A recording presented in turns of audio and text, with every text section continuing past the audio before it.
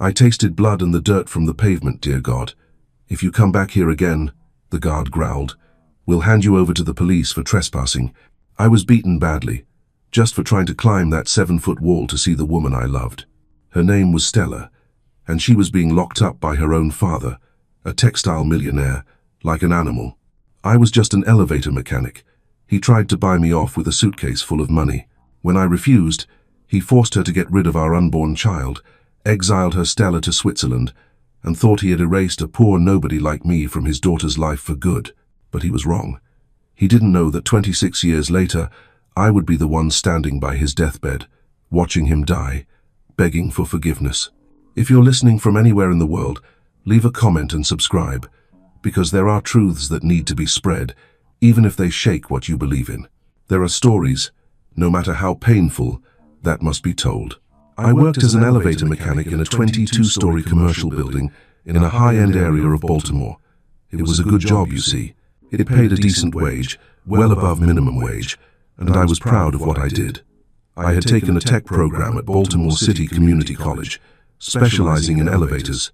I knew how to work with relays, steel cables, electric motors, all that stuff. I didn't work alone, no. I had a partner, Walter. Walt, as everyone called him. A good man he was, my dear. He was about 38, married with 3 kids, and had been working with elevators for 15 years. He was the one who taught me the tricks of the trade, you know, the things they don't teach you in the course. How to listen to the sound of a relay to know if it's failing. How to feel the steel cable with your hand to tell if there's a broken wire. Walt was one of those calm men, always with a hand-rolled cigarette behind his ear, telling jokes to brighten the day. But when it came to safety, he got serious. He always said, "Frank, respect the elevator shaft. More people have died in the shaft than inside the car." And it was true. During the construction of that building between 69 and 71, 3 workers had fallen down there. A sad thing, you know. We'd arrive at 7 a.m., change our clothes, put on our heavy-duty blue jumpsuits, grab the toolbox, that heavy box full of pliers, wrenches, screwdrivers, a flashlight, our multimeter. The first thing we did was go up to the machine room at the top of the building. We had to climb a narrow, tight iron ladder. It was hot up there, my girl, a terrible heat. The motors for the 4 elevators were there, humming all day long, heating everything up. We checked each one to see if it was overheating, if the oil was at the right level, if the steel cables were securely fastened to the pulleys. The cables were thick, you see, as thick as a thumb, made of hundreds of intertwined steel wires. When the elevator went up, they made a metallic groaning sound that we knew by heart. Every day, we'd run our hands over them slowly, feeling for any broken, protruding wires. They felt like metal splinters. If there were 3 or 4 splinters, it was a danger sign. The cable was at the end of its life, needed to be replaced urgently. And the relays? My goodness. Let me explain what those are and where they are. Because I'm here using all these technical terms, like when you go to the doctor and don't understand a thing, right? So, look, a relay is an automatic switch, you know. It's a little box with a big coil of wire and some metal contacts inside. When an electric current passes through that coil, it becomes a magnet, just like those refrigerator magnets, but electric. Then this magnet pulls a little iron piece inside, and that piece pushes the contacts, making the elevator go up, down, stop, open and close its doors. All that stuff. It's the brain of the elevator, so to speak. Now, these relays aren't in just one place, no. There are some up in the machine room that control the elevator going up and down. And there are others on each floor inside a metal panel next to the door that control the little motor that opens and closes the door. We call it the door operator. Well, those electromechanical relays from the 70 seconds were a thing of beauty when they were new, you see. Click-clack, click-clack, precise, rhythmic, a sound we memorized from hearing it so much. But after a few years of heavy use, with the elevator going up and down all day, those metal contacts inside would start to oxidize, get dirty with dust, with humidity, and then the sound would change. It would become muffled, weak, intermittent. We knew right away when we heard it. We had to open the box, clean the contacts with fine sandpaper and alcohol, adjust the springs that held the parts. It was painstaking work, but it had to be done, or the elevator would get stuck. You'll understand in a minute why I'm telling you this, That Tuesday, I remember it like it was yesterday. It was around 4 inches the afternoon when elevator 3 got stuck. We were downstairs on the ground floor having a quick coffee when the doorman came running. "Mr. Frank, there's a young lady stuck in elevator 3 on the 15th floor." I dropped my coffee right then, grabbed the toolbox, and ran up the stairs. Not all 22 floors, just to the 15th, but it was still a workout. Walt went straight up to the machine room. He would control the commands from there. When I got to the 15th floor, I was sweating like a pig. The elevator had stopped with the door slightly ajar, jammed. You could see a crack of about 2 inches. And on the other side, a calm but worried female voice. "Is anyone there?" I knelt down. I looked through the crack. "Yes, ma'am." "Stay calm," I said, trying to sound confident. "I'll have you out of there in about 40 minutes. It's just a burnt-out relay, a simple thing."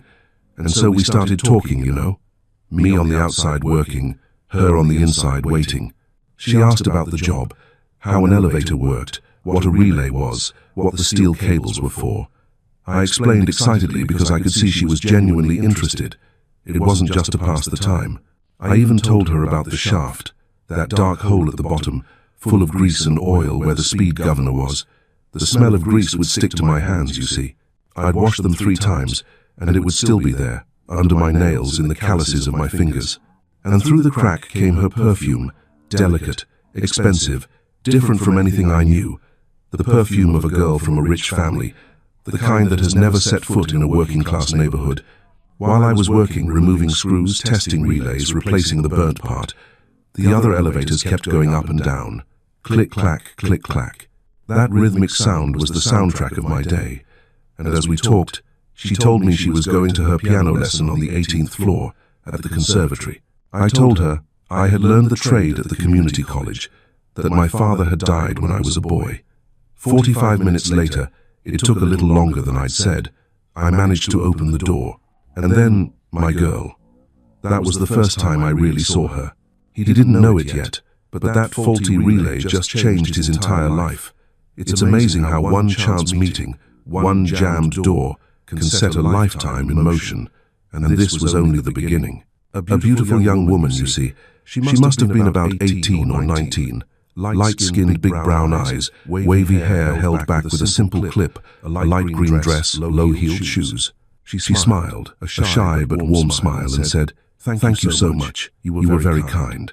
I got flustered, couldn't answer properly. I just nodded, wiped my greasy hand on my jumpsuit pants. She got back into a working elevator and went up to the 18th floor, and I just stood there like a fool, watching the elevator door close. Walt had come down from the machine room a few minutes earlier, while I was still finishing closing the panel. He passed by the 15th floor, saw the girl getting out of the elevator I had fixed. Then he saw me standing there like a fool, watching her go. He went down to the ground floor with me, then let out that laugh of his and said, "Hey, Frank, the little lady gave you a smile." Huh? Be careful, kid. That one's out of your league. See the dress, the perfume? She's a rich family's girl. Nothing good comes from that, you hear. And I, who wasn't one to talk back, just shrugged. But I couldn't get her out of my head for the rest of the day. You can believe that. The following days were strange, you know. Every time I was working on the ground floor, tinkering with something, she would appear. It wasn't every day. No, it wasn't.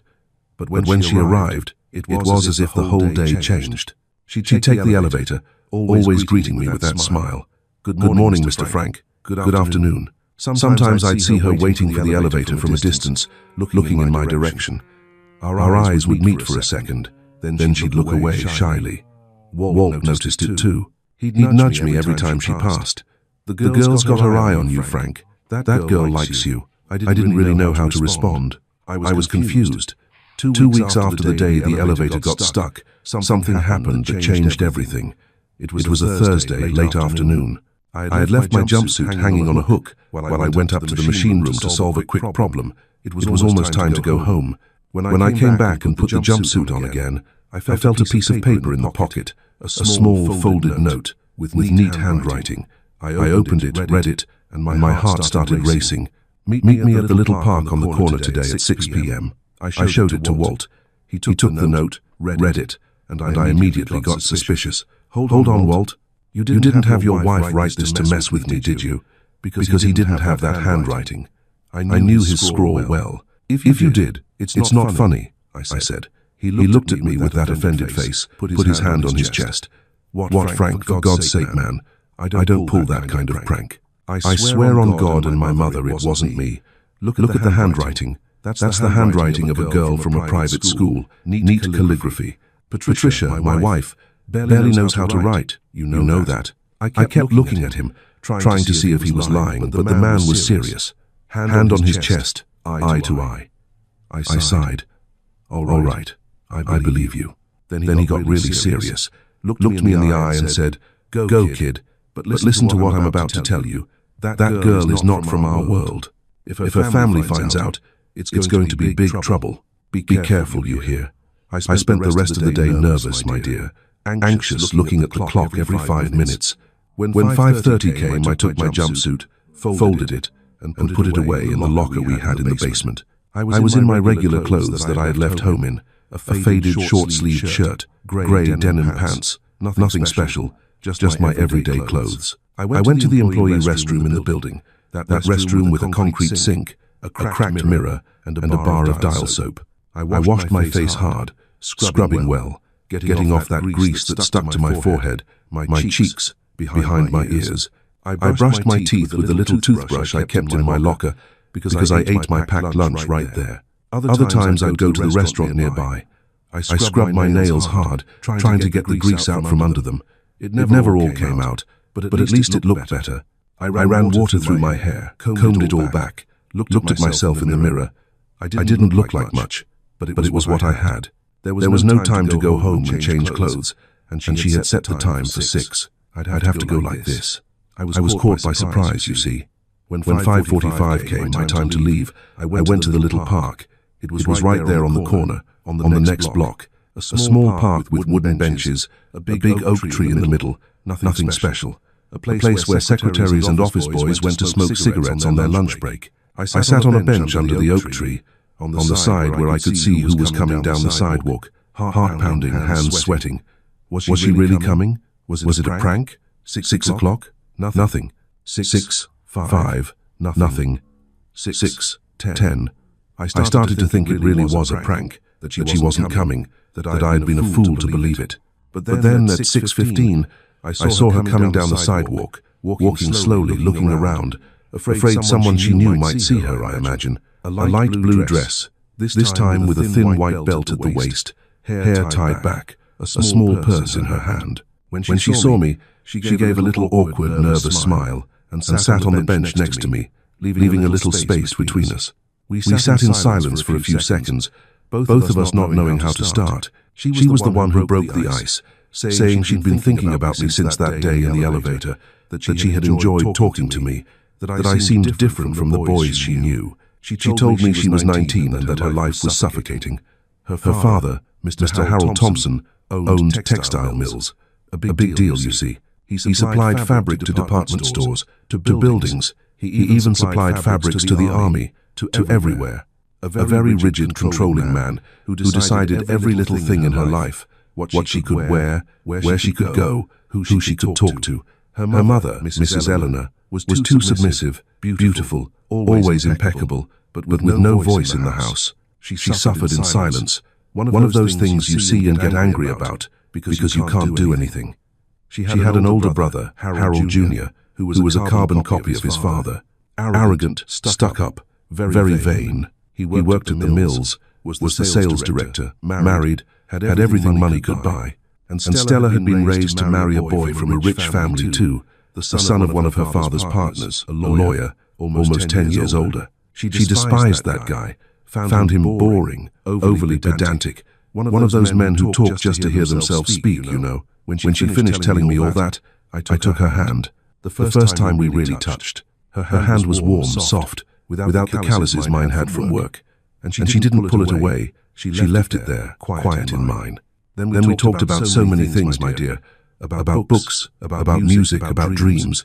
We discovered we both liked to read, to talk about life, to think about things we didn't quite understand but wanted to. That first evening we stayed there until almost 7 p.m. Then she had to leave, afraid someone from her family would find out, but we arranged to meet again. And that's how it started, my dear. Meeting after meeting, always secret, always in fear. We started meeting twice a week, always in simple places where no one she knew would go. Secluded parks in working-class neighborhoods, cheap diners in the area where I lived, matinees at old movie theaters on Sundays, those theaters that showed American westerns, cool stuff. She liked to bring books she loved, F. Scott Fitzgerald, John Steinbeck, and would read excerpts to me while we lay on the grass in some empty park. I didn't understand everything, mind you, but there, listening to her voice reading those beautiful words, it felt like I understood it all. She taught me about classical music, something that, to be honest, I thought was just a lot of noise for stuck-up people. I even used to laugh when I heard it. Opera to me was that thing with fat people screaming in Italian, you know. But she would hum little bits of arias very softly, explaining what each part meant. And I started to see that there was feeling there, pain, passion, longing. Her voice seemed to explain everything, even without translation. It might seem strange, even a joke. An elevator mechanic and a girl from a rich family listening to opera in the park. But it was so beautiful, my dear. We would walk hand in hand through public parks, far from the fancy neighborhoods. She would take off her shoes, walk barefoot on the grass, eat a hot dog from a street vendor with me and love it. She said she had never eaten street food, that at home everything was with a fork and knife. And there, with her hands greasy and laughing like a child, she seemed freer than ever. And I, my dear, I fell desperately in love with that girl, more and more each day. We started kissing under trees, in dark street corners, when no one was looking. It was as if the whole world ceased to exist. I asked her to be my girlfriend after about 3 weeks. She said yes, crying with happiness. Stella was different when she was with me. Cultured, yes, polite, of course, but so simple. She laughed loudly, that free laugh that you hear and want to hear again. She fell in love with the freedom I represented, with me. She could be herself, without demands, without masks, without her father yelling, without her brother suspecting her every move. I told Walt everything during work, everything. He would listen, give advice. Take it easy, Frank. Don't rush things. Always treat her with respect. If the family finds out, deny everything until you have a plan. When I needed to leave early, he would cover for me, doing the work of two without ever complaining. My mother suspected I was dating someone because I was coming home later, happier, humming to myself. I told her partially that I loved a girl named Stella, that she was a decent, good girl, but I avoided saying she was from a rich family. I always changed the subject when she asked for details. My mother was happy for her son. I was a good boy, she said. I worked honestly. I deserved to love a decent girl. We started planning the future. I would work 2 shifts to save money. She would run away from home. We would get married at the courthouse. We would have a simple but happy life. We talked about children we wanted 3, about a little house in the country, far from Baltimore, far from her father, far from this suffocating life. Freedom, that was all we wanted. Stella lied to her family constantly. She said she had extra piano lessons. She really did, but they were few. She said she was going to friends' houses, that she was part of a church youth group. Her mother believed her, or pretended to. Her father was always busy with the mills, he didn't even notice. But her brother, that Harold Jr., started to smell a rat. A jealous brother who acted like he owned his sister, you know. He noticed the changes. Stella was different, lighter, more alive, humming to herself in the hallways of the house. Her laugh, which was once rare, started to appear too often for his taste. And then came the questions, those full of venom. Where have you been going so much? Why are you always so happy, huh? Is someone waiting for you? Stella tried to play it off, would give a little laugh, change the subject, but his gaze, that suspicious gaze, was already starting to weigh on her. Fool that I was, I thought it was just a brother's teasing. Little did I know that man was putting together the pieces of our hidden story, one by one. It was a grey Wednesday when it all started to fall apart. You know that kind of day when the air feels heavy, even without clouds. When you breathe and it feels like you're breathing lead. That's how it was. I was up there, at the top of the building, above the 22nd floor, in that concrete shack we called the machine room. The heat was unbearable, and the noise came and went. Sometimes a graveyard silence, sometimes that rhythmic click-clack of the relays. which almost sounded like music to someone who was used to it. I had my head stuck inside a stubborn relay box, a flashlight held in my mouth and a wrench in my hand, trying to figure out which damn one was failing. Walt was downstairs, a few floors below, checking the steel cables. That's when I heard the footsteps. Light, different footsteps, not those of an employee. They were coming up the narrow iron stairs slowly, each step groaning. I didn't even look at first, thinking it was some lost, curious person, but then I realized those weren't just anyone's footsteps. The machine room door creaked, that sound it makes when someone opens it forcefully. "Frank, get down here now." It was Walt yelling from below, in that tone he uses when something is serious. "There's a man here who wants to talk to you. Looks like serious business." I came down slowly. Intuition, you know, that warning that comes before bad things happen. When I reached the ground floor, I saw a man of about 50, in a well-made, pinstriped grey suit, dark sunglasses, carrying a brown leather briefcase in his hand that looked like it weighed a ton. Next to him was the building administrator, Mr. Davis, a man in his 60-seconds, always nervous, always worried about the company's image. But that day he was paler than usual. "Are you Frank?" His voice was rough, my dear, like ground glass in water. It had weight, it had venom, that accent of someone who has never had to repeat an order. He didn't even wait for me to answer. He started talking loudly, but he wasn't talking to me. He was talking to the audience. He was talking for the front desk to hear, for the secretaries who passed by pretending not to see, for the security guard who already had his hand on his radio. He wanted everyone to know who he was, and for me to know too, the size of the trouble I had gotten myself into. "So you're the punk who's taking advantage of my daughter?" My whole body froze. Mr. Harold Thompson had come in person. He continued with that cruelty that only people with money can have. "You, an elevator mechanic, a nobody. You think you can lay your hands on a girl from a good family? Do you really?" He paused deliberately, letting the weight of that question fall into the silence. The doorman was watching. Mr. Davis with his sweaty hands. Mr. Davis asked us to go to his office. Walt came with me without me asking. There, he took off his sunglasses and continued. Your father was a railroad worker. He spat the word out, as if it were a disease. Died in a miserable accident, didn't he? And your mother, he smiled. That kind of smile that isn't a smile. Must be one of those who works as a cleaner in exchange for scraps, right?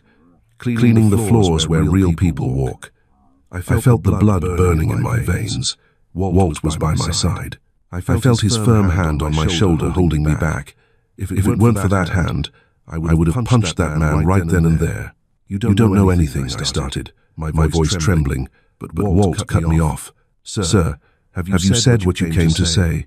Walt's voice was respectful, but the kind of respect that isn't asking for permission.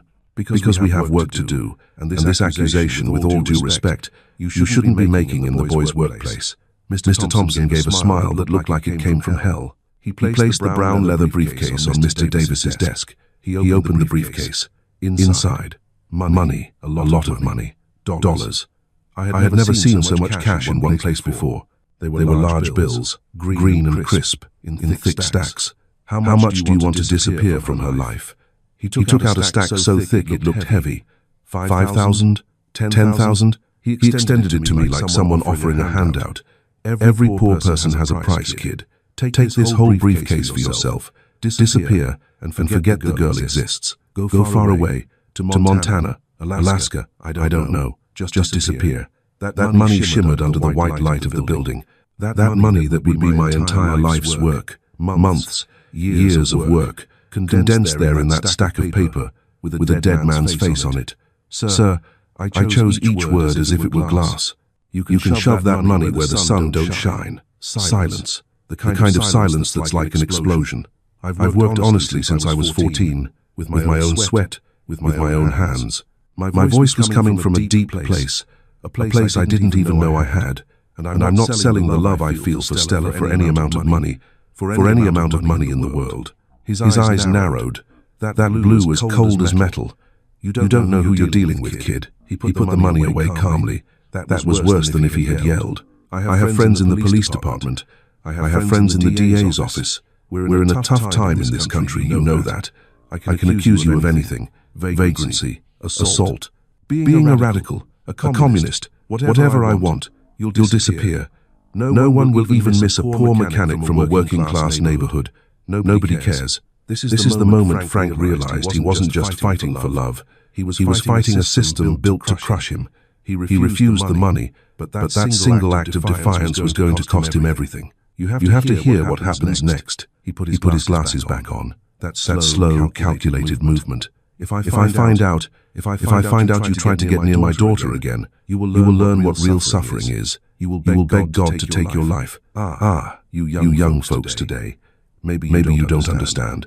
But back in '73, that word communist was like a death sentence. He didn't need proof. He just had to say the word. And just like that, the life of a poor mechanic like me, it's over.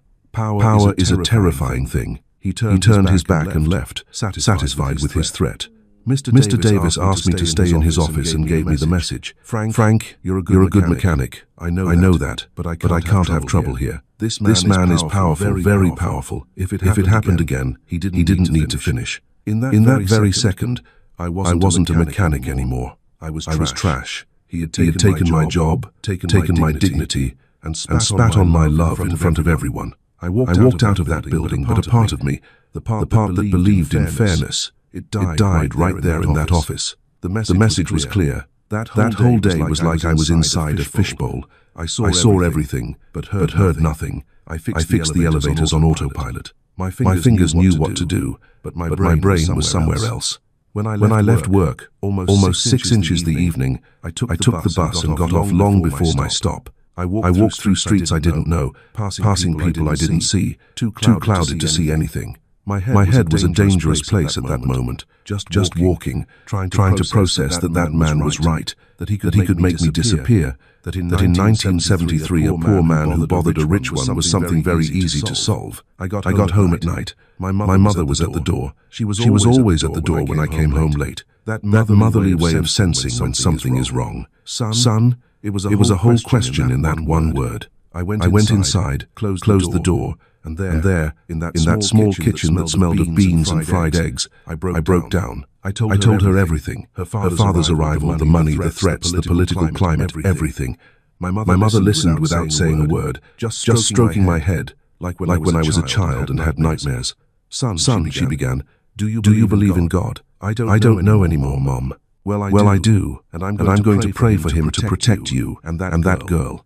Because if it's true love, no rich man, no threat, no political climate will be able to kill a love that comes from God. I lay in bed that night, but I didn't sleep. I just lay there looking at the ceiling, picturing Stella's face, wondering if she was sleeping, wondering if she was thinking of me. I thought that after all that humiliation at the building, everything was over. Her father had trampled on me in front of everyone, treated me like I was trash, and I went home thinking I would never see Stella again. But love is a stubborn creature, my dear. True love is like rust on good iron.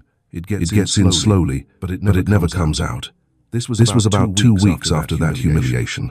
I was working on a control panel in the basement when I heard the sound of footsteps on the ramp.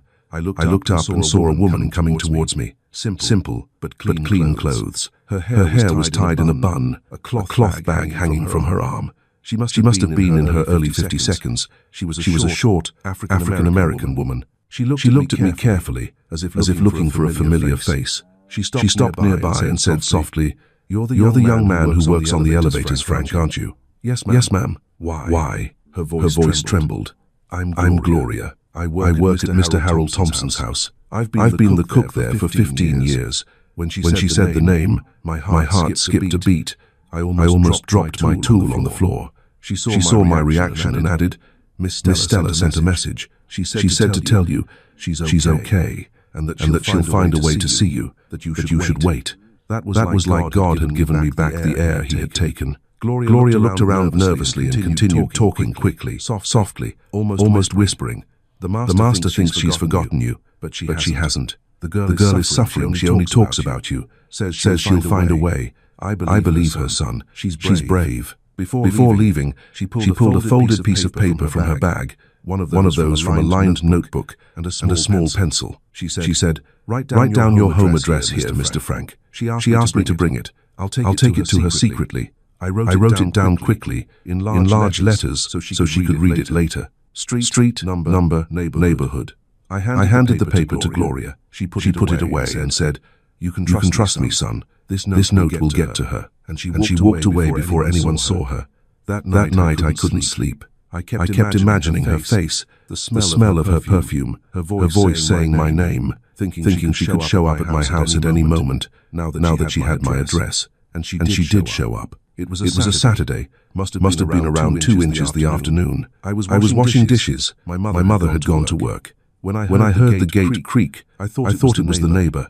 When I went out to see, it was her. She was wearing a simple black dress, flat sandals, her hair down, carrying a small lady's purse, and her face was nervous but happy. Frank, she said, I couldn't take it anymore. I couldn't speak. I just looked and ran to hug and kiss her lips. I saw a cab driving away down the street. She came in slowly, looking at everything, the wooden house, the concrete floor, the curtain my mother had sewn. She ran her hand over the table, saw the pictures on the wall and said softly, "This is where you live. This is where I want to live too." We hugged. We stayed like that, embraced, for a time I can't even measure. She told me she had lied to her father, said she was going to Mass, and that Gloria was going with her. The maid stayed at the church to create a diversion and told her not to be long. We talked all afternoon. I promised again that I would get her out of that house, that I would save money, that we would run away. She said she believed me. When she left a scented handkerchief on the chair. I kept that handkerchief under my pillow. After that Saturday, she started coming whenever she could. One Saturday yes, one no. Always with a pretext. Sometimes she'd say she was going to buy fabric. Other times that she was going to help at the parish. She'd stay for a few hours and leave before dark. Each visit felt like a miracle. The second time she came, I remember it well. The day was muggy, almost raining.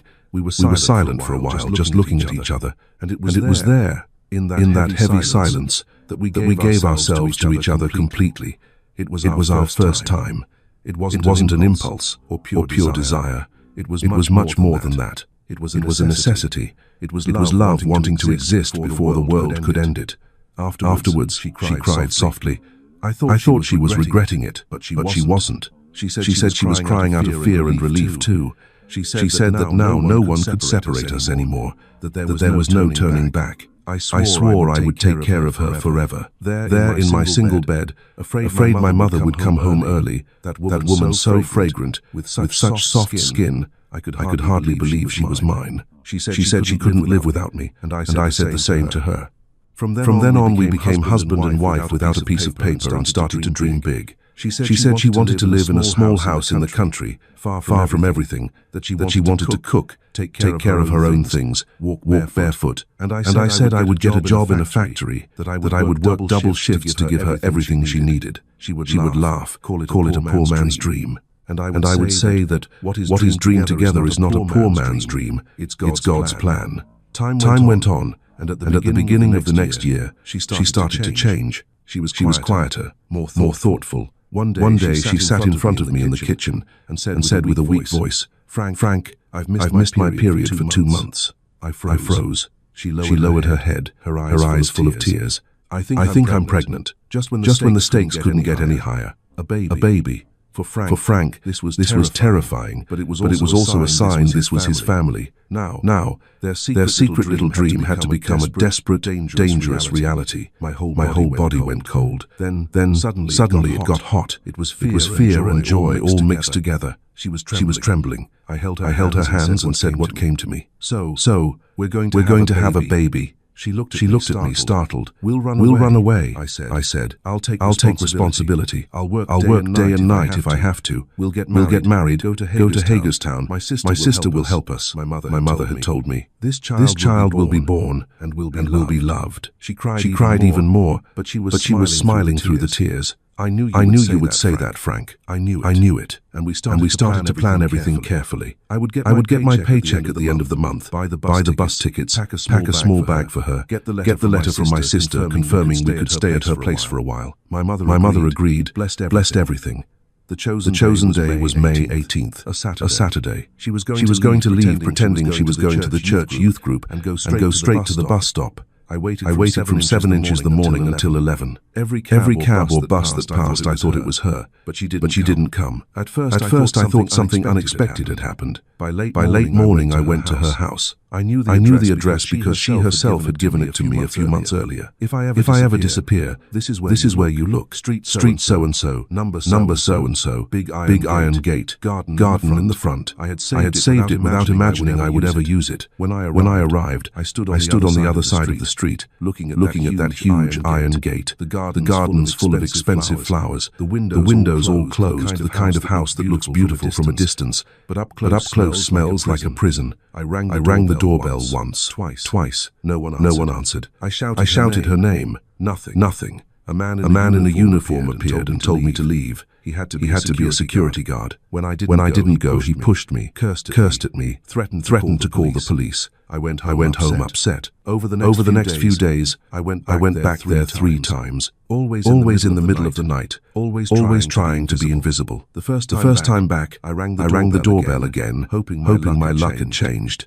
The security guard appeared more quickly this time, with the air of someone who was expecting you to return. He told me to disappear, or he'd call the police. The second time back, I went to the back wall, climbed that wall of about 7 feet that tore my clothes and marked my body. I looked window by window at each pane of glass, each curtain, until I came to a window where I could see through a crack the silhouette of someone lying on their back with black hair. It was her. I knew it was her. There was a padlock on the outside, a real padlock, as if the room were an animal's cage. I tapped on the glass, whispering her name, as if whispering would solve anything. She didn't move. Either she was sleeping too soundly, or that glass was too insulating. I almost managed to open that padlock with my bare hands, because 2 security guards grabbed me from behind. They carried me towards the wall away from her, where she couldn't see me being destroyed. They threw my body onto the sidewalk. They kicked because they wanted to. They kicked because they could. They left my nose bleeding, my face swelling, my body aching in every spot their feet touched. If you come back here one more time, one of them whispered close to my ear, we'll hand you over to the police, saying you tried to break into the house. Understand? In this country, making someone disappear is all too easy. I limped back that night. My mother saw me, swollen face, blood on my nose, torn clothes. She screamed, she cried. I could only say that Stella was trapped, that they had locked her up, that I had tried. Gloria appeared 5 days after that beating. She took me into the alley behind the building where I worked that Thursday, as I was heading down to eat at the corner pub. She was different, too pale. That paleness that isn't from fatigue, it's from having carried a weight no one should have to carry. Sweating cold, her eyes misty like someone who has seen something they can't get out of their head. My heart was in my throat. She whispered, Son, something terrible has happened. She said the master found out that Stella was pregnant. That in a meeting with the family, his wife, the brother, Aunt Ruth, they decided, as if deciding on a fabric purchase. They looked for a doctor who did these things for rich families, discreet abortions, without scandal, without people knowing, and they scheduled it. It was in the middle of the night. Gloria whispered with a voice she couldn't control. It was in the middle of the night, son. I heard her screams. She screamed that she didn't want it. She called your name. Screamed that she wanted to have the baby, but they did it anyway. This is almost unbearable to hear. They didn't just break up a relationship. They destroyed a life and a part of Frank in that back alley. How does a person even come back from that kind of pain? Gloria told me that the doctor came, a middle-aged, cold man who didn't even look at Stella's face, who brought instruments she had seen there, things that looked like torture instruments. That Stella screamed so much that Eleanor, her mother, had to leave the room because she couldn't bear to hear her daughter like that. After it was over, Gloria continued. The girl hasn't stopped crying. She doesn't eat. She doesn't get out of bed. She cries all day long. Son cries calling for you. I tried to help, but they're watching her all the time. The aunt sleeps in front of her room. The mother stays there too. If I get too close, they'll get suspicious, and I need the job. I have children to raise. I'm sorry. I'm sorry. I feel I feel sorry for her. God knows I do. But I have to. I felt the ground disappear from under me. Not in a way that you fall, but in a way that you simply cease to exist. I grabbed onto the wall of that alley. The pain came. It came as if they had ripped out a whole piece of who I was. It wasn't physical pain. It was a pain that takes away your humanity and throws it on the ground. I knelt there. I knelt on the ground, dirty from late nights, from spilled coffee, from dog poop, from everything no one cleans. I let out a sound a man shouldn't make. The sound of a shot animal. The sound of someone who has seen their world collapse. Gloria put her hand on my shoulder. That hand that had seen everything, that had felt real pity. She ran off afterwards, afraid of being seen there with me, afraid of losing her job, afraid of the life she had to support. That's why, my God. That day she wasn't sleeping a normal sleep. She must have been drugged. I almost died of sadness. I remembered her lying on her side, turned away. Dear God. I went straight to the building where Walt was working, up in the machine room, in that infernal heat. I pulled him away from something he was fixing. He saw my state. Took me to the nearest bar. I sat at a table in the corner. I told him everything without being able to breathe properly. I told him they had performed the abortion, that my child, whom I never knew, never saw, who was only a hope, had died. That Stella was shattered. That I had no power to do anything. Walt listened in silence. That silence of someone who knows there's no advice that can help. Then he sighed, like a man about to tell a truth no one wants to hear. He said that if I broke into the house, they would kill me or arrest me. The country was in a tense state. He had military friends. He could make me disappear as easily as a political subversive disappeared. He said calling the police would be even worse. They had more power than me, much more power. He said there was nothing, absolutely nothing I could do. With a voice that was too hoarse, I told my friend, I failed, Walt. I couldn't protect her or my child. What kind of man am I? I went home at night. I walked without knowing where. Only my body knew the way. I didn't eat. I locked the bedroom door. My mother tried to force her way in, but I whispered through the door to leave me alone. I lay in that bed, staring at the ceiling all night. Every second was an eternity. I decided to pray. You know, I wasn't very religious, but I prayed, God, if you exist, protect her. I have no power here, but you do. The next day came, too gray. I went back to work because I had no choice. I needed the money. I needed the routine to not go crazy. Walt noticed I was just a shadow. He didn't say anything, just worked in silence beside me. We didn't talk. I went through the motions automatically, adjusting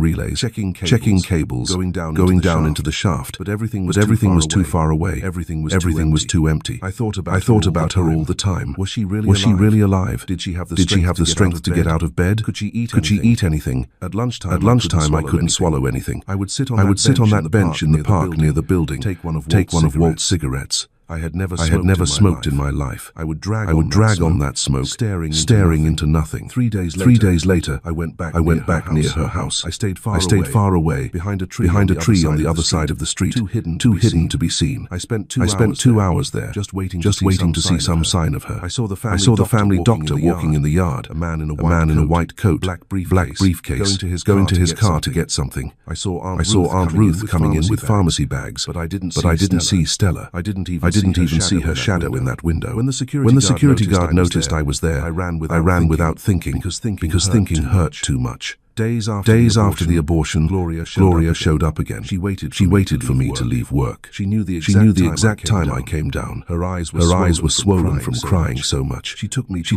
a discreet corner between the buildings and whispered that Stella was asking for me to take her away, that she was suffering too much, that she couldn't even write a note because they were watching her all the time, that her father wanted to send her to Switzerland as soon as she recovered. Hearing that, was asking for me, but that I couldn't get close was like being shot a second time. I closed my eyes, leaned against the wall, let the tears flow without knowing what to do, without without knowing how to go on living when the person you love is on the other side of a wall you can't climb. I went back home. When I entered my room, I closed the door and collapsed on the floor, leaning against the wall. There, what was left of me crumbled. The guilt came. The guilt of a man who couldn't protect what he loved. The guilt of a father who was never a real father. Guilt because my child died and I didn't even know if it was a boy or a girl. I would never hold them, never know what they smelled like. My mother came into that room, saw her shattered son on the floor, sat next to me, hugged me, let me cry in her lap like when I was a child. Then I told her about the abortion. I said her grandchild would never arrive. She could hardly believe what had happened. She said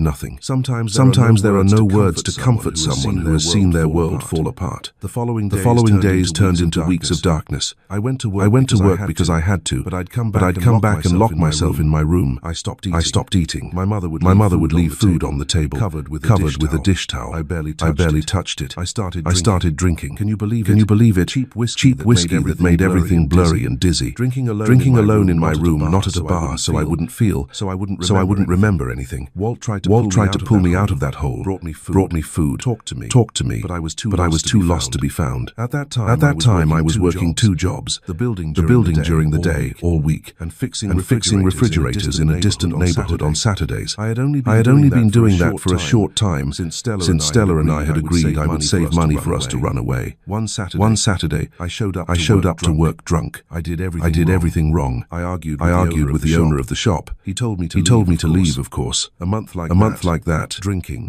crying in secret, working poorly, hungover, coming home empty. My mother prayed for me every day. Walt didn't give up, but I had lost everything. Stella, my child, my dignity, and it felt like I deserved to lose it. One Saturday night, too drunk, I sat on the floor of my room and saw that wallet-sized photo she had given me on one of our dates, smiling, too beautiful to be real. I thought she must hate me, that she would forget me, marry a rich man, have the life her father wanted for her. I took that photo with two trembling hands and tore it up. I tore all that happiness into small pieces. Then, I don't know for how long. I gathered every piece and glued it back together, crying like a child, with a regret that couldn't fit inside me. Late in the night, the door opened again. My mother Rose came in, turned on the light, sat on the bed, and looked at me with a firmness that only a mother can have. That firmness that isn't gentle. It's a love that kills to save. She said I could choose to die in life right there, sinking into that sadness, and letting that rich man win. Or I could get up, wash my face, stop drinking, and fight for Stella, even if it took years. That if it was true love, I wouldn't give up. That I would go after her no matter what. That I was my father's son, a man who never gave up on anything. That I should get out of that bed. Those simple words made something wake up inside me. Sunday morning, I threw out all the bottles of whiskey. All of them. There were about four. Then I took a cold shower. The kind that gives you goosebumps all over. That makes your whole body shiver. I shaved, put on clean clothes. When I came out of the room, my mother was in the kitchen praying the rosary. I told her she was right, that I was going to fight. Walt saw the change in my face when I came back to work on Monday. He noticed that something had changed in my eyes. He gave that smile a man gives when he sees another man truly wake up and simply said, "Welcome back, brother." He never spoke of those dark days again. He just worked by my side. I stopped drinking. It wasn't easy. My body complained a lot. My head screamed for it. But I stopped. My mother made hearty meals, the kind of food that has weight, that nourishes the soul. I started working overtime on weekends again. Every cent I earned was saved in a box under the bed, because now I had a purpose again. When Stella came back, if she came back, I would be ready. Ready with money, ready with a normal life, ready with hope. I tried to get news of her through Gloria, but I had to be extremely careful. I knew Thursday was her day off. On Thursday afternoons, she would leave the mansion around 3. Walt figured out my plan and, without me asking, said he would cover my shift, that I could leave early. I waited in front of that mansion, across the street, near a tree, too invisible to be seen. My heart raced every time the gate opened, until I saw her, Gloria, with a scarf tied on her head, a small purse, that tired walk of a woman who has worked all day. I crossed the street quickly, approached her in a discreet corner. It wasn't planned. It was desperation. She was startled, turned very pale. She whispered angrily that I couldn't do that. That if the security guard saw me, she'd be out on the street. She'd lose her job, lose everything. I complained too. I said she had disappeared. That she hadn't brought any more notes. No messages from Stella. Nothing.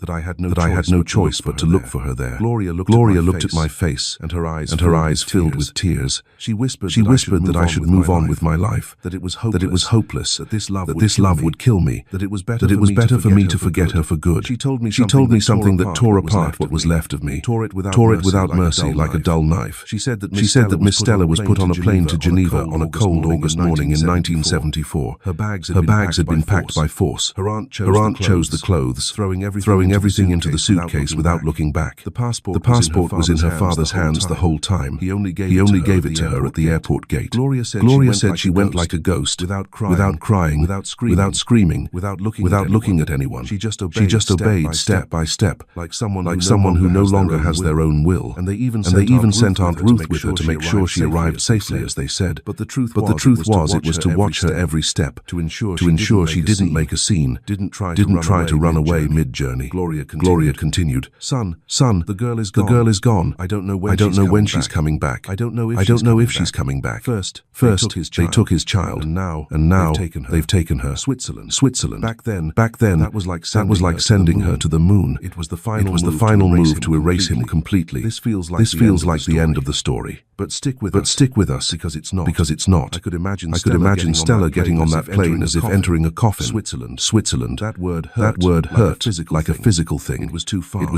It was another world. How was I going to find her there? How was I going to get to her? It was over for me. The months that followed were of total emptiness. I spent all of 1,974 inches silence. September, October, November. Working, saving money without knowing why. Coming home, lying down, waking up, repeating. A life that wasn't life. It was just functioning. The longing was a physical thing that truly ached in my chest. That kept me from sleeping. That made food taste different. I thought of her every day. Was she alive? Was she suffering too much? Was she eating anything? Did she hate me for not being able to save our child or get her out of that house? Walt tried to cheer me up. He'd say that if it was true love, time could separate them. But one day life would find a way to bring them back together. That it might take a while, but it would happen. I wanted to believe it, my dear. I really did. But that place, Switzerland seemed like another planet. In those days, I even went to a travel agency downtown just to ask the price of a ticket. The woman looked at me as if sizing up my clothes before telling me they wouldn't fit. She showed me the price on a piece of paper. It was the price of a compact car. My salary for a year, maybe more. I left there with that crumpled paper in my pocket, walking aimlessly. Even if I managed to get the money, how would I find her house in a country I couldn't even point to on a map? It was the kind of distance not measured in miles. It was a distance of destiny. Switzerland. My God. It wasn't just far, you understand. It was impossible. That was the world of the rich. Another planet. Standing there with that useless plane ticket price in my pocket. I felt a cold I'd never felt before. It was the sound of an iron door slamming shut for good. Every day at work became torture. The sounds I used to love, the click-clack of the relays, they just sounded empty. I was a ghost in a blue jumpsuit, fixing machines while my own life was broken. I'd go down into the dark, greasy shaft, and it felt like home. It felt like my heart. The waiting, my dear. The waiting is a slower, deeper pain than any beating. December arrived heavily. It was a Friday night when I came home from work. Too tired, too sweaty. When I opened the door to the house, my mother was there waiting with an envelope in her hands. With that emotional smile only a mother can have to change her son's life. Son, a letter came for you. From Switzerland. My hands were shaking too much to work. I took that envelope carefully. Thin paper that felt weightless. Colorful stamps from Switzerland I had never seen. Neat handwriting on the address. I recognized it instantly. It was her handwriting. It was Stella writing my name on that envelope. I know what you're thinking. How did she do it right? Guarded. Exiled to a foreign country. But you see, she had memorized that address Gloria gave her. Love, when it's strong enough, it'll find a way to punch through the darkest wall, even if it's just a tiny crack. I locked myself in my room and sat on the bed. I took out three handwritten pages from that envelope. Tight handwriting, the paper filled with words, as if she had put everything she could on the sheet. I started to read, and the tears came before I finished the first line. I wasn't expecting this. A letter from her right there in my hand. She asked for forgiveness for the delay.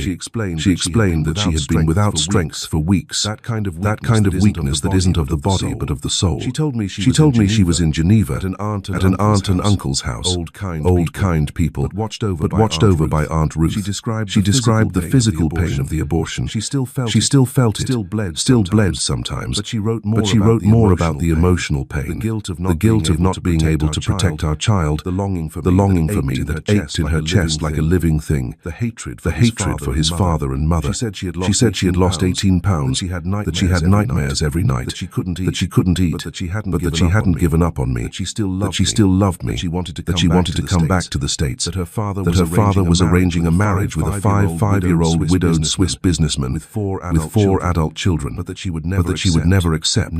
Never. She ended with, "Write to me, my love, please. I need to know you haven't given up on me." I got paper and a pen that very night. Sat at the kitchen table. My mother, reading the letter too, made coffee for us. I wrote four pages. I told her about the depression, the drinking, about almost losing my job, but about recovering. I told her about the longing, about the pain of not being able to protect her and our child, about the guilt I carried, but also about the love I felt, that I would never give up on her, that I would wait as long as it took, that I didn't have the money to find her, but that when she came back, I would be there waiting. I finished with "I love you, Stella, and I will love you until the last day of my life." The letters took 2 or 3 weeks to arrive. It felt like an eternity. I'd send one and wait for her to receive it, but they arrived, and it was the only thing that kept us alive. I would put her letter under my pillow, lie down holding her handkerchief, which no longer smelled of her perfume. I'd close my eyes. I felt a peace I hadn't felt in months. She hadn't given up on me. She still loved me. That was all I needed. In the months that followed, we kept in touch through letters. In my letters, I told her about work, the elevators, the stories Walt told that made me laugh even when I felt like crying, the technical problems I solved in the building that world she knew, but in a completely different way from mine. I told her about my mother who prayed for her every day, who sent hugs in every letter I sent. I told her about the neighborhood, the news, the neighbors, those weekend dances I didn't go to because I could only think of her. Most importantly, I told her about the money I was saving. I already had a lot of dollars saved up, enough for us to live for a few months when she returned. I wrote about our plans: rent a small house in the country, get married at the courthouse, have children, if God allowed, grow old together. In her letters, Stella described Geneva, a beautiful city, but sad for her, full of friendly Swiss people who couldn't fill the void of being far away. She told me about her aunt and uncle, good but old people, who didn't watch her as much after Aunt Ruth returned to the States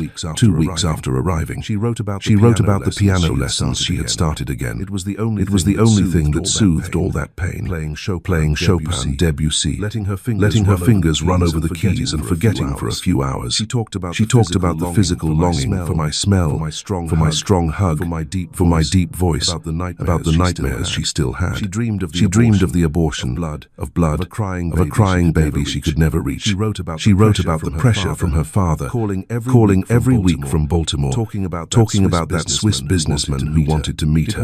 It was as if we were writing a diary in the smallest details. Everything changed with her fourth letter in March of 1975. That's told me her father was demanding her return to the States in July. She said that a Mr. Peterson, the Swiss businessman, owner of cork factories, a big shot, would be coming with her. Her father had it all arranged. Engagement in August, wedding in December. She hadn't met this man there in Switzerland. No. He was Swiss, yes. But he lived in Canada.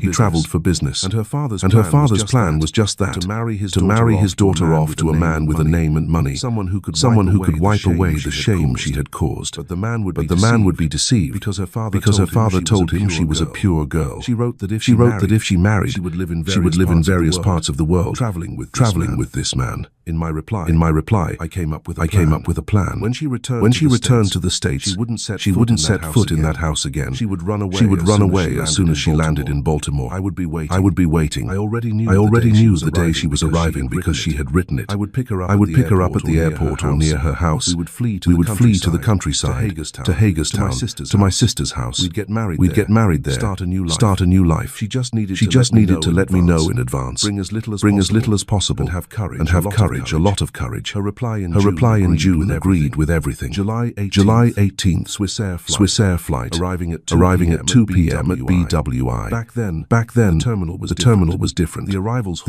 hall was always crowded with families, suitcases, and the noise of airplane engines tearing through the air. But her father was going to pick her up at the airport. So the plan was she would arrive, pretend everything was normal for a few days, a week at most, and one night we would coordinate through Gloria. She would escape through the window, and I would be waiting. Everything had to be perfect, because if anything went wrong, the father would lock her up again, and this time there would be no escape. I prepared everything. I gathered all the money I had saved over those years at the building. I had been working there as an elevator mechanic for over 4 years. I earned about $950 a month, a good salary for the time. I always helped my mother with household expenses, but I saved the rest, carefully guarding it. And with the side jobs of fixing refrigerators and washing machines on weekends, I managed to build up a nice nest egg. It wasn't a fortune, no. It was far from the life she had or deserved. But it was enough for us to start from scratch. And the most beautiful thing is that she accepted it. I asked for my final pay from work without telling the whole truth. I just said I needed to leave, that I was moving to another city to try for better luck. The building administrator, Mr. Davis, accepted without too many questions. He knew my work, knew I was honest. We made an agreement between us. It wasn't a firing without just cause. It wasn't a typical resignation. It was a mutual understanding. Mr. Davis was very generous. He knew I wasn't leaving out of laziness or for a bad reason. He calculated my final salary for that month, my unused vacation pay I hadn't taken, and even added an extra severance payment, which was more than the law required at the time. He released all my pension money to me without any deductions, which was rare.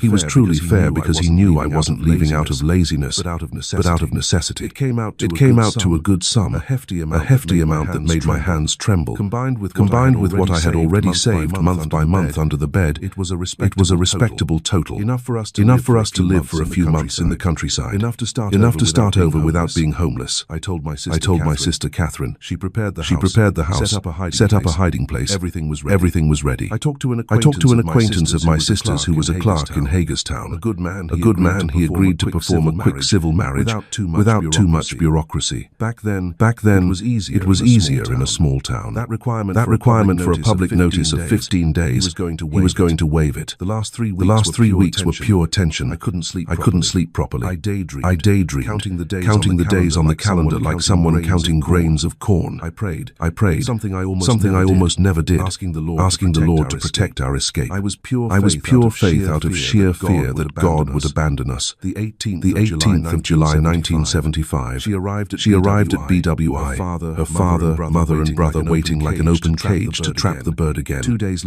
later, Gloria showed up at the building, passed the message to Walt, who came to my house to tell me Stella was back. She was home. We were going to run away. Sunday, at dawn, 3 a.m. through the back window. I had to be on the back street. hidden, with a small bag ready. Saturday night, I prepared everything. A bag with clothes she might need. Money counted with trembling hands. Bus tickets bought. Hagerstown. Sunday, 5 a.m. My sister's address written on a piece of paper that I kept in my pocket, as if it were a treasure map. I couldn't close my eyes that night. I sat on the bed, looking at the clock that seemed to stand still. Midnight. 1 a.m. 2 a.m. My heart raced with every minute. At 2, I got up slowly, put on dark clothes, grabbed the bag. My mother, who wasn't sleeping either, came to the door, hugged me with that strength only a mother has when she knows she's losing her son to life. She whispered, "Go, son. God will protect you." Then she stood at the door, watching me disappear into the darkness. I felt a pang of sadness for her. I arrived at that back street behind the mansion at 2:40 a.m. Sunday, the 20th of July, 1975. The street was too empty, too dark. Just that weak public lighting from the old posts that didn't illuminate much. I hid behind a thick tree, an old tree with a wide trunk that offered protection from where I could see a part of her house. Windows, a closed iron gate, a wall, everything silent. My heart raced with every second. My hands too sweaty holding the small bag. I counted the minutes on the watch that glowed on my wrist. The watch Walt had given me, and every minute was an eternity. I was sure someone would appear, that her father would be watching, that it was a trap. But she came. She jumped the wall with the help of a ladder from the inside, and I caught her on the outside. It was a very high wall. That one jump. That was the leap of faith for their entire future. After 11 months of hell, they were finally together. But they weren't safe yet. Now the real race begins. Stella, we hugged. An embrace that was too much, too desperate. She cried softly on my chest. I held her with a force I thought would break her bones. I smelled her hair, shampoo, Stella, my love, and whispered that now we would never be separated again. 11 months, my dear. 11 months away from her, and it felt like a lifetime. I took the bag, held her hand, and we walked quickly away from that street, almost running. We walked about a mile in the darkness, empty streets, dogs barking in the distance, an occasional car that would appear, and we would hide behind trees like real criminals. She was trembling from the cold, from fear, from all the adrenaline mixed together. And I took off the denim jacket I was wearing, put it on her. We hailed a cab on a bigger avenue. The driver, a middle-aged man who didn't ask any questions, took us to the bus station. When we got there, we got out, paid with money that trembled in my hand, and looked for the bus that left at 5 a.m. for Hagerstown. We sat on a bench waiting, anxious. I didn't know whether to kiss her or look around. She rested her head on my shoulder, whispered that she was scared. What if her father found out now? What if he came after us? I replied that we would be far away by the time he found out. That even if he came, I wouldn't let him take her, only over my dead body. She whispered that she was truly scared. That kind of fear that isn't spoken, but is a trembling body. I held her hand tightly and said I was scared too, but that we were together. That was what mattered. 5 a.m. We got on the bus, very old, with cracked leather seats, a smell of diesel that filled your lungs. We sat in the back. She leaned on me and fell asleep from exhaustion, from fear, from tension, from everything. I stayed awake, on guard, afraid of the police, of someone recognizing us. I watched her sleeping, my girl, finally safe in my arms, but my heart was pounding like a drum. Every headlight I saw in the mirror, I thought it was him. Every stop, I thought it was the police. We had escaped the prison, yes, but we weren't free. We're just running. The trip took about 3.5 hours. The landscape changed outside the window, leaving the city, entering the countryside where no one knew us. Dirt roads, small towns where we were invisible. We arrived in Hagerstown around 8:30. Catherine was waiting with her husband Kevin, a simple man, a steelworker, very quiet, but with kindness in his eyes.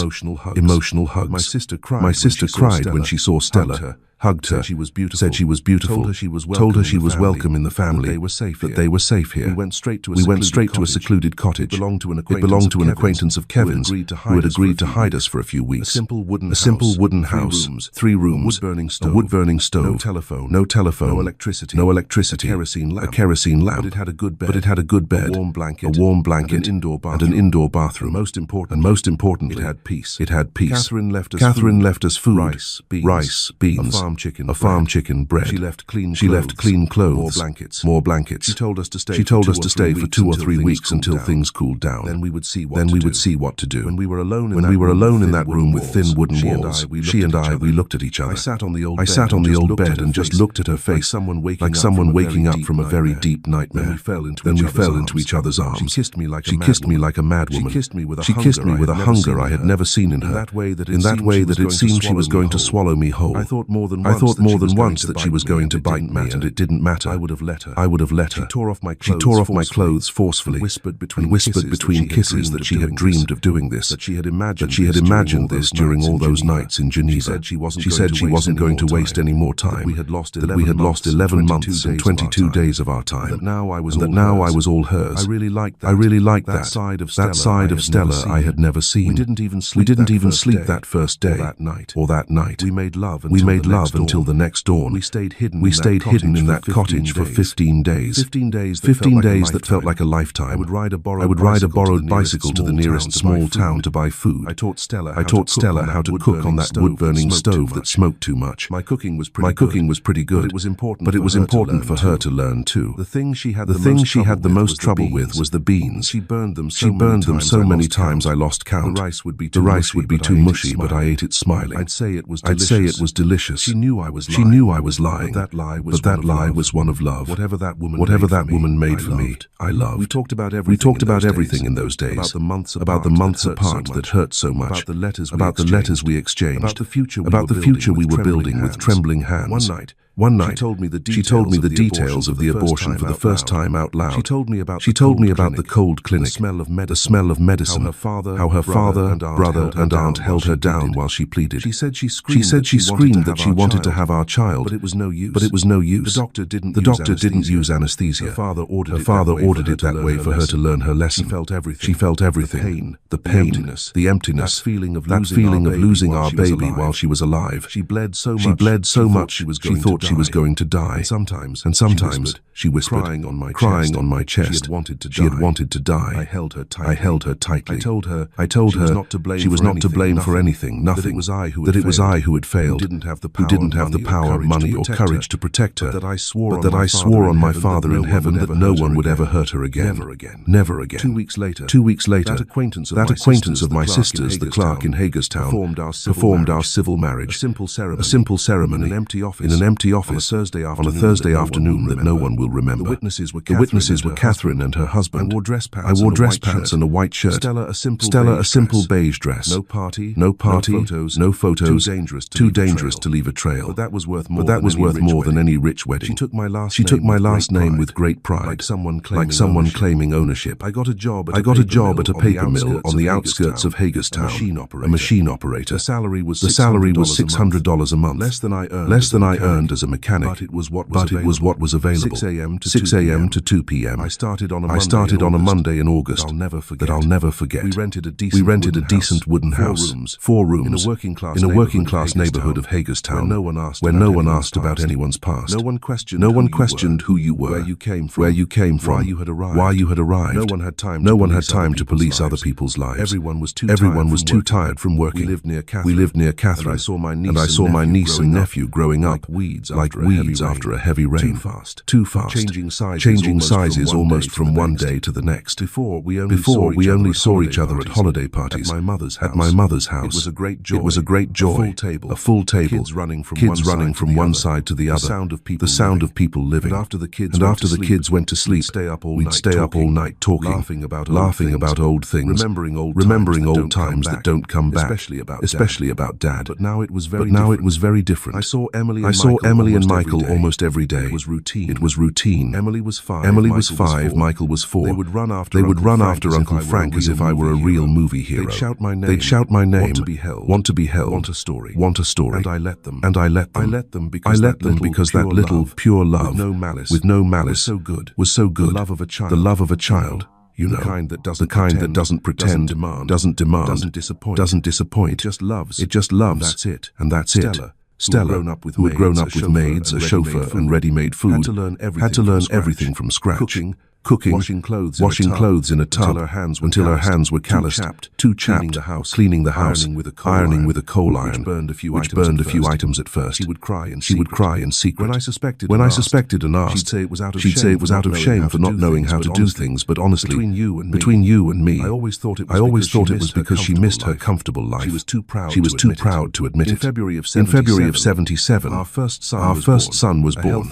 A healthy boy, a home birth with Mrs. Miller, the local midwife, 70 years old, experienced. I was there holding Stella's hand, crying when I heard that baby's first cry. We named him Joseph Frank. I felt that tiny weight in my arms. I smelled him. The smell of a newborn baby. Then of milk. Of life that had just arrived. That weight was everything I had imagined in those months. But I also felt a sharp pain in my chest. A pain that cut deep. Because I remembered the other one. The child I had lost. The one I never knew. Never held. Who never breathed outside his mother's womb. Stella also cried when she breastfed for the first time. She cried from emotion. And from pain. Her breasts hurt. The milk came down. The baby suckled hard.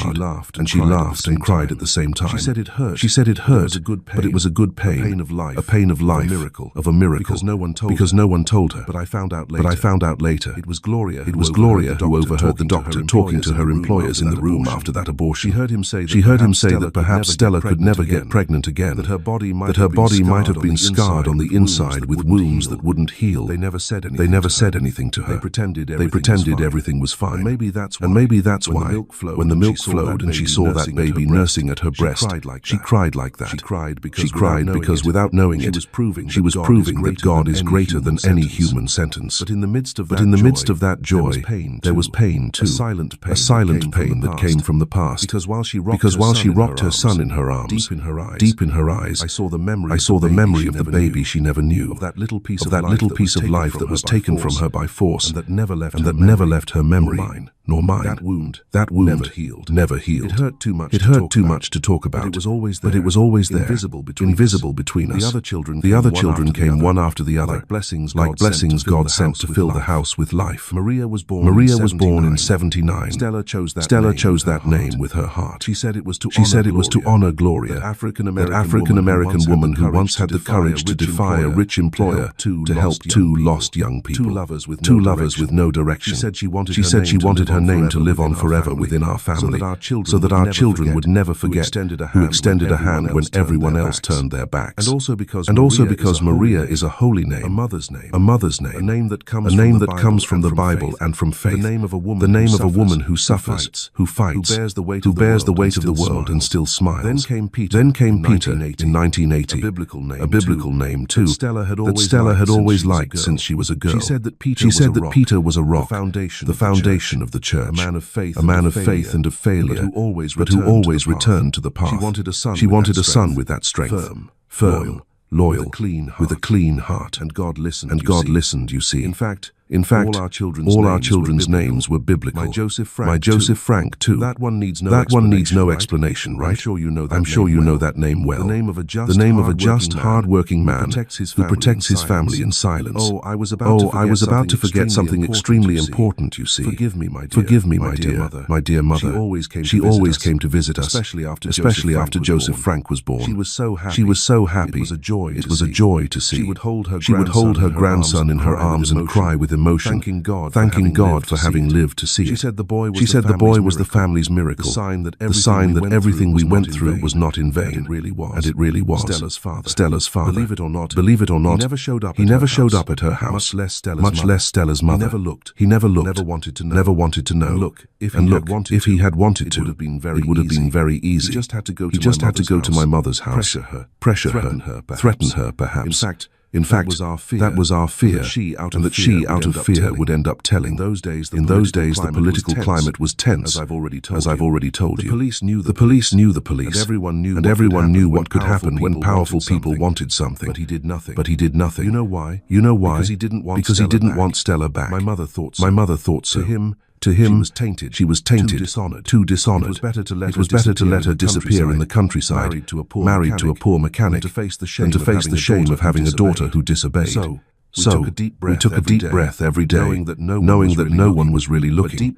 But deep down, the fear still lived with us. Fear that one day there would be a knock on the door, that someone from the past would show up, that everything would collapse again. We lived in peace, yes, but it was a peace that walked hand in hand with fear. Our three children were born and grew up knowing that love wasn't a luxury. It was being together and always supporting one another, no matter what. We lived with little, but we lived right. Money was tight, but our hearts were big. I worked hard, left at dawn, came back late, my body aching, but my soul light, because I knew who I was doing it for.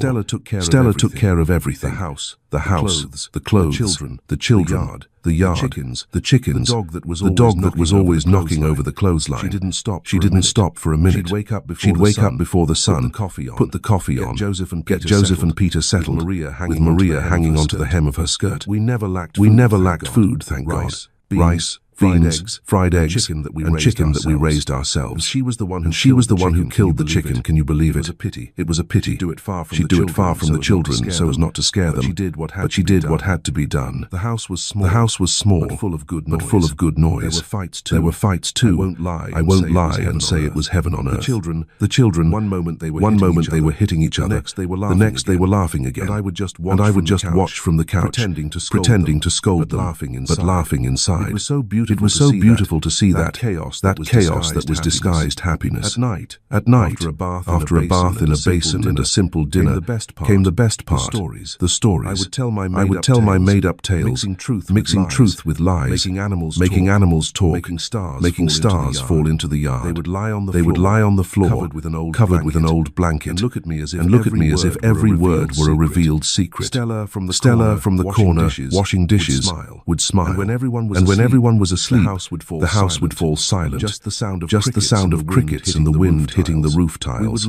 We would look at each other, she and I, and we didn't need to say anything. We might have lacked luxury, but we had plenty of what money can never buy. Family, faith, and that love that endures even when life tries to destroy us. The children studied, all in public school, far from home, but very good.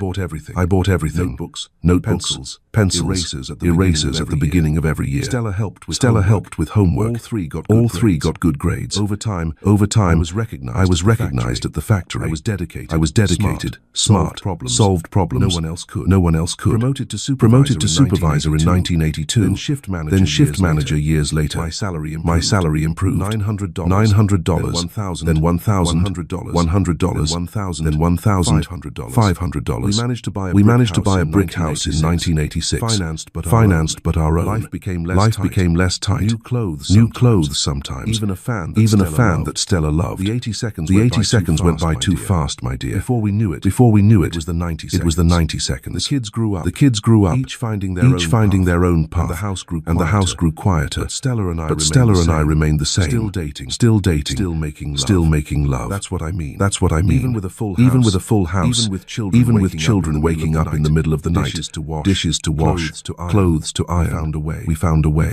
Because, as the saying goes, where there's a will, there's a way. And we had the will. We wanted to live, wanted to feel alive, wanted to remember the beginning, the time when everything was fire and newness. And when we had a moment, an opportunity, we didn't waste it. It wasn't a movie passion. It was the love of people who choose each other every day, even when tired, even as time passes. And that's why it worked, you see. Because we never let the love die. Not in our souls, not in in our bed. When we entered the 2000s, my dear, our children were already grown, each treading their own path. Joseph Frank, our firstborn, had graduated with a degree in mechanical engineering back in 1998 from a state university that was almost a 2-hour bus ride from our house. The pride I felt on his graduation day is beyond words. To see that boy I carried in my arms, whom I taught to fix a bicycle, to tinker with an old Ford engine, become an engineer, with a cap on his head and a diploma in his hand. I cried, you see. I cried like a child and didn't even try to hide it. Stella cried too, squeezing my hand throughout the entire ceremony, whispering softly that God had been too good to us. Maria was studying education in early 2000 at a private college that we paid for with sacrifice. But we paid because education is something no one can take from you. She was always so delicate, with that caring way of dealing with children, that infinite patience that neither I nor her mother had. She used to tutor the whole neighborhood. She taught children to read and write for free when she was a teenager, just for the joy of seeing their little eyes light up when they got the lesson right. She was just like her mother in the way she talked, the way she walked, in that lavender scent she used in her hair. Peter, our youngest, was studying business, also in 2000, also at a private college, a very smart kid, with a head for numbers, for planning, for seeing opportunities where others only saw problems. He worked during the day at an auto parts store and studied at night.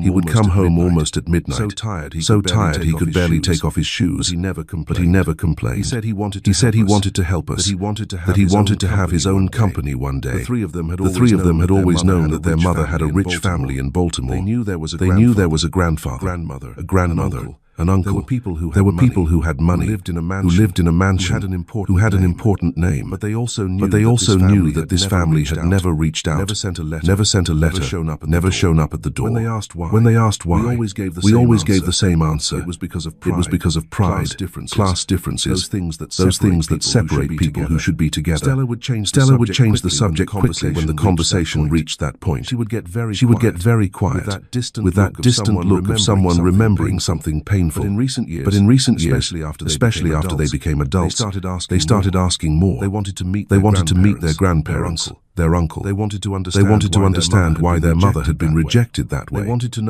to know if there was still a chance for reconciliation, if what had been broken so many years ago could be fixed. Stella would get very sad with these questions. Her eyes would well up with tears. And she would look away. She'd change the subject. Find something to do in the kitchen. One Saturday morning, which I'll never forget. The sky was overcast, smelling of rain that wouldn't fall. That heavy June air that sticks to your skin. A certified letter arrived. The mailman rang the doorbell. And Stella went to answer. Still in her nightgown, flip-flops, her hair in a loose ponytail. When she saw the envelope, when she read the return address, she turned as pale as paper. Her hands started to shake. She held that letter as if holding a bomb about to explode. Return address. Eleanor Thompson, her mother's name. Written in that neat handwriting of someone who went to a convent school. 26 years of silence. And now, a letter from the family that tried to destroy them. The past is never really gone, is it? It always finds a way back. And what this letter says will unravel everything. An address in Baltimore. But it wasn't the address of the old mansion. It was an apartment in a middle-class neighborhood. One of those neighborhoods that are halfway between luxury and simplicity. I was next to her, drying the breakfast dishes. I saw the color drain from her face. Saw her legs go weak. I dropped the dish towel in the sink and held her by the arm. I told her softly to open it, that we would read it together. That I was there, but she couldn't. Her hands were shaking so much. The paper almost fell to the floor. So I took that letter from her hands. Carefully opened that yellowish envelope, a bit crumpled from its journey, and read it first, in silence, afraid it was bad news, afraid it was a threat, a demand, or even news of a death, some malice from the past. When I finished reading, I felt my chest tighten. It wasn't a threat. It was a plea. It was pain. It was regret. I read it out loud to Stella. slowly, each word weighing like lead on my tongue. Eleanor's handwriting was very shaky, hard to decipher in some parts. You could tell her hand was trembling as she wrote. Maybe from age, maybe from emotion, maybe a mix of both. She began by saying she had been looking for Stella for the past 2 years, that she had hired people to investigate, had gone to courthouses, churches, hospitals, birth records all over Maryland, but had never been able to find anything because we had truly disappeared, had become invisible in the countryside. This happened because the only person who knew our address, our exact whereabouts, was my mother, Stella's mother-in-law. There was no one else in Baltimore who could say where we had gone, because Walt no longer worked at the building either. I lost contact with him. When we bought our house here in the country, my mother came with us, lock, stock, and barrel. She sold everything she had there, left her friends, left the life she had built over so many years. At first, she didn't want to, my dear. She was attached to that old house where she and my father had bought with so much sacrifice. That house had sentimental value, where the children were born, grew up. But then she understood that it made no sense to stay there alone, while her family, her grandchildren, her children were all here in the country, far away. Distant. What kind of life was that? A grandmother without her grandchildren nearby. A mother without a son to care for. She sold everything then, closed the door of that house, and came with us. And during all those years, while she lived here with us in the country, taking care of the grandkids, planting in the yard, shopping at the local market, Stella's parents never came looking, never sent anyone to investigate around here, never really searched, you know. They missed their chance. They let so much time pass that when they finally remembered they had a lost daughter out there, it was almost too late. Yes, because in the letter, she explained that Mr. Harold Thompson, Stella's father, had had a stroke 2 months earlier, back in April of 2000. A massive stroke, the kind that leaves half the body dead. The entire left side paralyzed the leg, the arm. Even his mouth was twisted. He could barely form words properly. He was being cared for at home with home hospitalization, a 24-hour nurse, all those machines that make noise and remind you that death is coming. The doctors had given him a month to live at most. He was conscious, lucid, but extremely fragile. He cried every day, asked for his daughter, begged for forgiveness, said Stella's name all the time, even with his twisted mouth, even with his slurred voice. Eleanor wrote that she had managed to find us through a private investigator, an expensive one who charges a fortune. Sounds hard to believe, doesn't it? We had vanished. My mother, the only one who knew where we were, had left Baltimore and come with us. Not a trace left. But I've learned something, my friend. There's nowhere that money can't find, especially when it's being driven by a mother's regret. But she had sold the last of her remaining jewelry to pay for it. The jewelry her husband had given her in the good times, when they still had the mills, when they still had a name. She sold everything to find her daughter. And then came the part that cut us in two. She recounted that Mr. Thompson had destroyed his own life because of pride, that the textile mills had all gone bankrupt in the 80 seconds, that mismanagement, especially by his son, Harold Jr., who didn't know how to do business properly, who spent more than he earned, had driven everything into the ground. She confessed in the letter that the mills were already failing even before, back in 1975, and that's why they were so desperate to marry Stella off to that rich Swiss man, because they needed money, needed to save the family name, needed to pay the debts that were already piling up like a plague. But it was no use. They lost everything anyway. The mills closed one by one. The houses were sold to pay off creditors. The cars, the jewelry, the mahogany furniture, the expensive paintings, everything was gone. Harold Jr., Stella's brother, had become distant in the 90 seconds. He lived in Chicago, remarried. His first wife had left him. She couldn't handle the downfall. He didn't speak to his parents, didn't send money, didn't even show up for Christmas. Eleanor and Mr. Thompson now lived in a small 2-bedroom apartment, in a building with no doorman, no elevator, the kind that smells of mold and reheated food. They lived on his pension, which was barely enough to pay for medicine, the nurse, and food. The life they had was the opposite of what it had been. And Mr. Thompson, according to the letter, spent his days asking for forgiveness from her, the wife he had humiliated so many times, from the daughter he had thrown out of the house, whom he had made suffer in a way no father should, and from the boy he had humiliated, that poor mechanic from a working-class neighborhood who dared to love his daughter. The letter ended with a plea that tore Stella's heart and mine too. My daughter, if you still consider me your mother, please come, even if it's just to close this wound. Your father wants to see you, wants to ask for your forgiveness, and wants to ask for Frank's forgiveness. Please. It's his last request. When I finished reading, the silence in the kitchen was too heavy. Stella was crying hard, her hands covering her mouth, her shoulders shaking. I slowly folded the letter, put it back in the envelope, and hugged her. I hugged her tight, feeling her collapse against my chest, sobbing loudly, the kind of cry from someone who has held in pain for years and can't hold it in anymore. I didn't know what to say. I didn't know if we should go or not. I didn't know if that plea for forgiveness was sincere, or just the desperation of a dying man afraid of going to hell. 26 years, my dear. 26 years of silence. He let us disappear. And now he wanted forgiveness because he was dying. It's funny, isn't it? The men who act like God end up being just as afraid of him as the rest of us. I had to ask myself, was this real regret, or was it just fear? That night, after reading the letter for the 10th time, I took Stella's hand and spoke in a way that she knew I was serious. I said we had to go. Not for him, Mr. Thompson. No, we would go for ourselves. Because we had been carrying that wound for 26 years, and that wound wouldn't heal properly. It had pus. It had infection. It had a poison we drank every day without realizing it. She nodded slowly, her way of agreeing when something is really true. So we called our three children, gathered everyone in the living room, and told them everything again, but this time with more details. We told them about the abortion, about my attempts to rescue their mother from that mansion. We told them everything you already know. I asked the three of them if they wanted to come along, if they wanted to know this whole story, if they wanted to see their grandfather, their grandmother. The three of them looked at each other, then at us, and said the same thing almost in unison. We'll go. You're not going alone.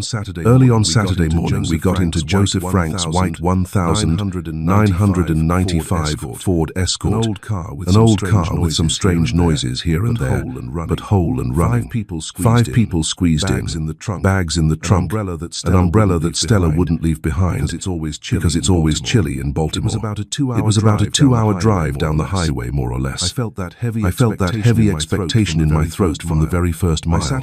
I sat in the passenger seat, looking out the window at that grey asphalt, the fields passing by, the utility poles repeating over and over. My mind was a mess.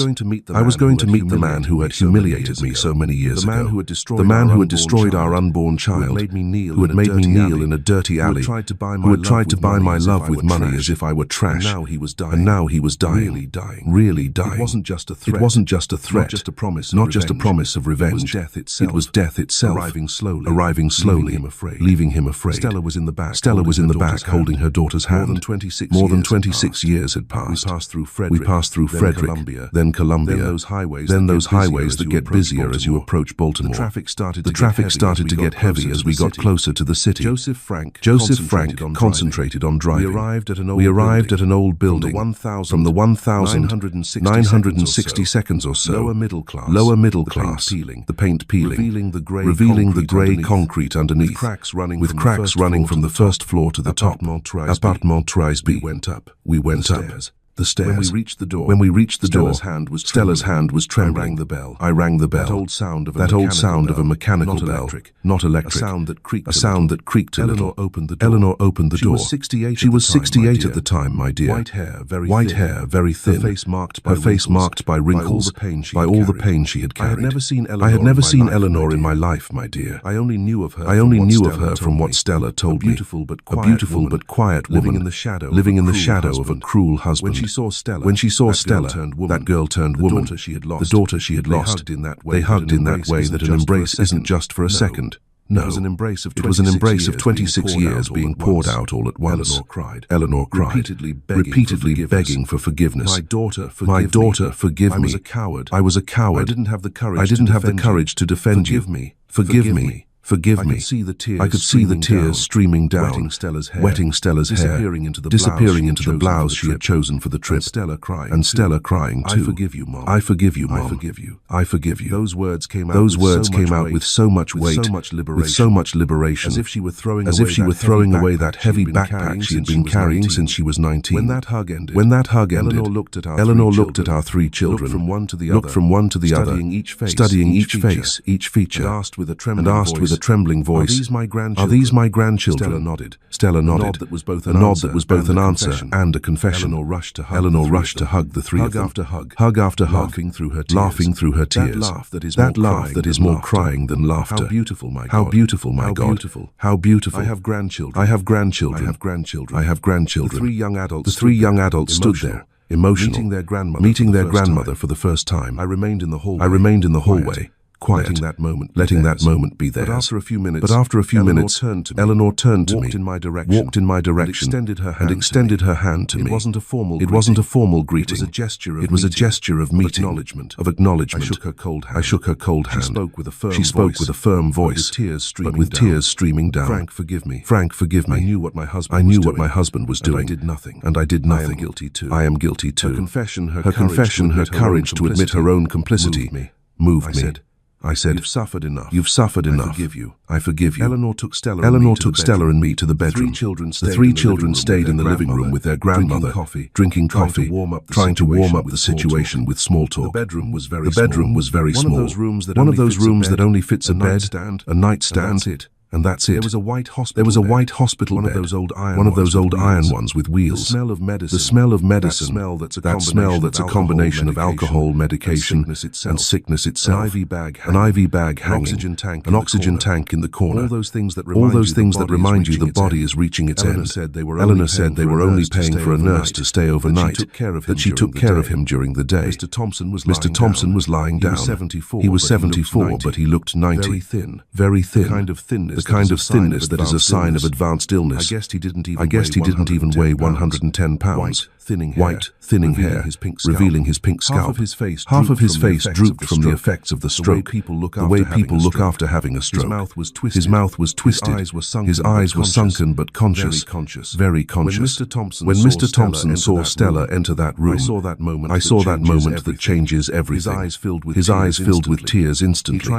He tried to speak, but only confusing sounds came out, babbling that didn't form words. Stella approached slowly, very slowly. That walk of someone on ground that could collapse at any moment. Her hands were trembling, her heart racing.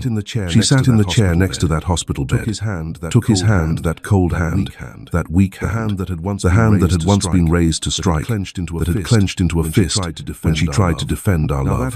Now that hand was just bone, just skin, just weakness. She said very softly, "Hi, Dad." He cried, tried to speak again, but could only babble. Daughter. Sorry. No whole words.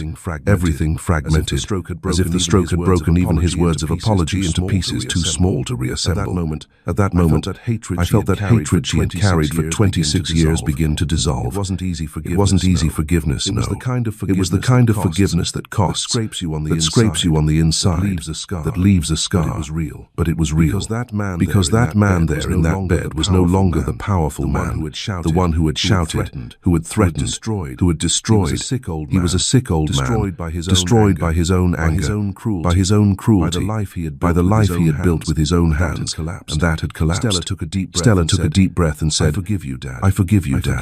I forgive you. Stella looked back, met my gaze, and gestured for me to come in. I entered with a firm step, but my heart was racing.